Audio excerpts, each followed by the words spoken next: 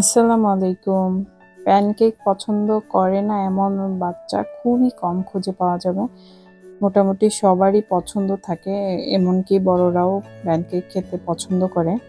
আয়নকে ছোটবেলা থেকেই প্যানকেক বানিয়ে দিতাম, ওর খুবই পছন্দ ছিল।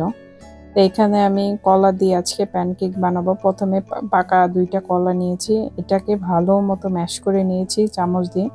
এরপর এখানে আমি ২ টা ডিম দিয়ে দিব।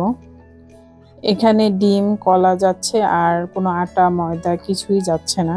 এখানে আমি ২ টা ডিম দেওয়ার পরে ২ টা ডিম ভালো করে ফেটিয়ে নিব। সাথে সামান্য একটু লবণ এড করব। খুবই সামান্য, কারণ আমি হচ্ছে আনসল্টেড বাটার পাইনি।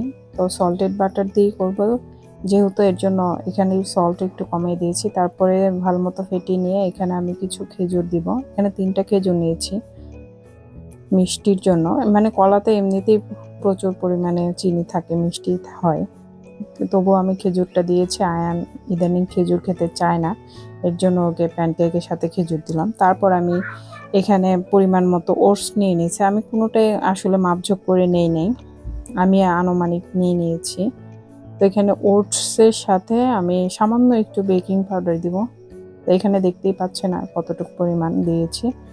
তো বেকিং পাউডার দেওয়া হয়ে গেলে এটা ভালো মতো মিক্সড করে নিব।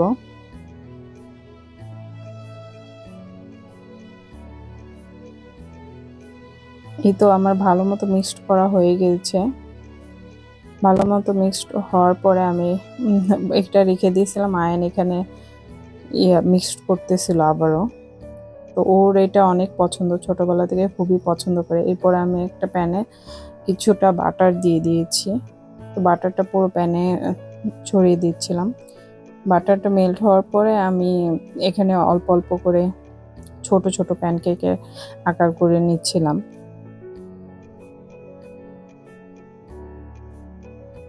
এখানে অনেকগুলাই জায়গা হয়েছিল, অল্প অল্প করে দিয়েছি। এটা একটা দোসা প্যান ছিল, এই জন্য আমি একটা বড় দেখে ঢাকনা দিয়ে দিয়েছি, কারণ এটা মাপে কোনো ঢাকনা নেই।